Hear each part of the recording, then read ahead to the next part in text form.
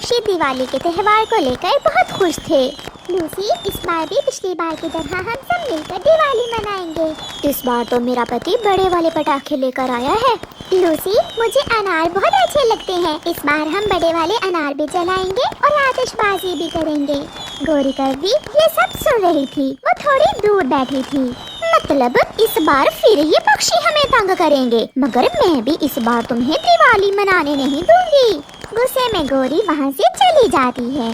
कालू, कान खोलकर सुन लो, मैं इन पक्षियों को एक साथ दिवाली मनाते हुए नहीं देख सकती। मुझे भी इनके पटाखों की आवाजें बहुत तंग करती हैं। गौरी, कोई ऐसा उपाय निकालो जिससे ये पक्षी इस बार दिवाली ना मना सकें। उपाय तो मैंने सोच लिया है।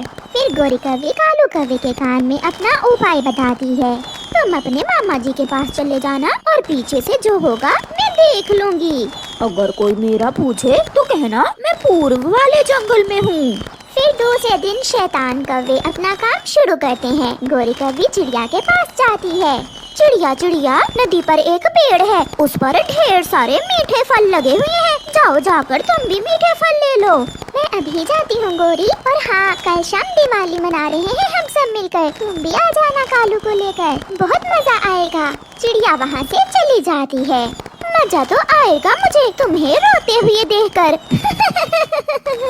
जैसे ही चिड़िया नदी पर जाती है, कालू कौवा चुपके से चिड़िया के घर में जाता है। कुकू, मेरे साथ चलो, मुझे तुम्हारी मम्मा ने भेजा है, वो आपको बुला रही है।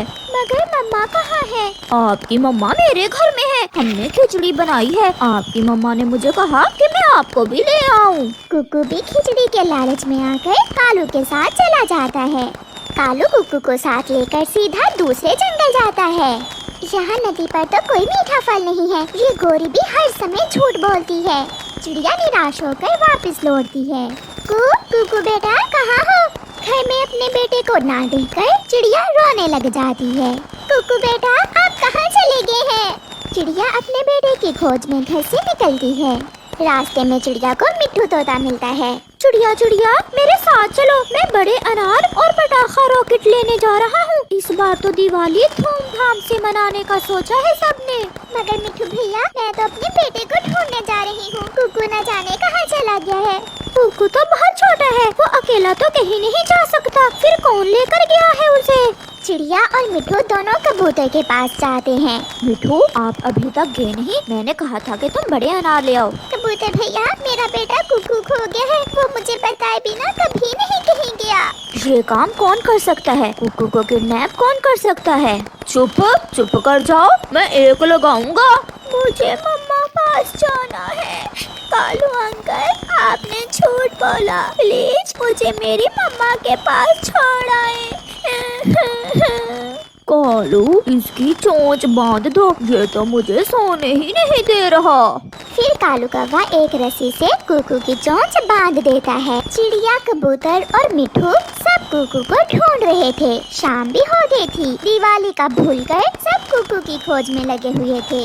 अपने घर के बाहर गौरी उन्हें ऐसे परेशान उड़ता हुआ देखकर बहुत खुश हो रही थी। बड़े आए दिवाली मनाने वाले। गौरी के होते हुए तुम सब कैसे खुश हो सकते हो? रात हो जाती है, मगर कुकू का कहीं पता नहीं चलता। फिर वो सब थक हार कर वापिस आ जाते हैं। रास्ते में उन्हें बुलबुल मिलती है। आप सब यहाँ? मैं तो आपके पास जा रही थी। क्या दिवाली नहीं मनाएंगे इस बार? बुलबुल, मेरा बेटा कुकू कहीं खो गया है। हम सब उसे ढूंढ रहे हैं। कुकू? वो तो दोपहर को कालू कौवे के साथ दूसरे जंगल की तरफ जा रहा था। मुझे पहले ही उन कौवों पर शक था। ये काम उन कौवों का ही है। वो कौवे ऐसा क्यों करेंगे? हमें परेशान करने के लिए वो कौवे कुछ भी कर सकते हैं। चिड़िया बहन, आप चिंता ना करें। अगर घी सीधी उंगलियों से ना निकले तो उंगलियां टेढ़ी करना पड़ती हैं। मैं देखता हूँ इन कौवों को। फिर रात को कबूतर अपने चेहरे पर मास्क लगाता है और गौरी कव्वी के घर जाता है। उठो उठो काली कव्वी, वरना तुम्हारे पंख काट दूंगा। कौन हो तुम और तुम इस चाकू से किसे मारने आए हो? मैं डाकू हूँ और मैं तुम्हें मारने आया हूँ। डाकू जी, प्लीज मुझे ना मारे। मैं तो अभी जवान हूँ। मैं मरना नहीं चाहती। प्लीज कल आ जाना। मेरे पति कालू कौवे को मार देना। अगर जीना चाहती हो तो सच सच बताओ, चिड़िया का बेटा कहाँ है? गोरी डरी हुई थी, इसलिए वो जल्दी से बोलती है। उसे मेरा पति किडनैप करके अपने मामा जी के पास ले गया है। मैं सच कह रही हूँ। इसमें मेरा कोई दोष नहीं है। प्लीज मुझे न मारना। फिर कबूतर अपने चेहरे से मास्क उतार कर कहता है। चिड़िया और मिट्ठू भी वहाँ आ जाते हैं। मान गई है, ये काम इन्होंने ही किया है। बेशरम, चलो अब जल्दी से मुझे मेरा बेटा दो। फिर वो सब गोरी को साथ लेकर दूसरे जंगल उड़ते हैं। गोरी आगे आगे और सब पक्षी गोरी के पीछे पीछे जा रहे थे।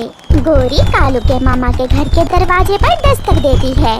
मामा जी, इस समय कौन होगा? कालू, पूछ कर दरवाजा खोलना। कौन है? कालू जी, मैं हूँ, जल्दी से दरवाजा खोलो वरना ये सब मुझे मार देंगे। कालू दरवाजा खोलकर बाहर आता है। गोरी, तुम इन सब को लेकर यहाँ कैसे?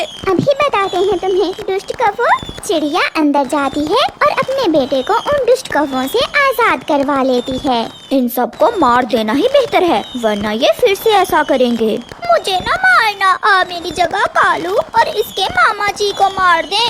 नहीं, मेरा कोई दोष नहीं। आप कालू को मार दें, हमें माफ कर दें। मैंने गोरी के कहने पर ये सब किया। मम्मा, कालू अंकल ने मुझे मारा भी था। अगर दोबारा तुम में से कोई भी हमारे जंगल में आया तो वो अपनी जान से जाएगा। फिर सब पक्षी कुकू को लेकर वहाँ से चले जाते हैं।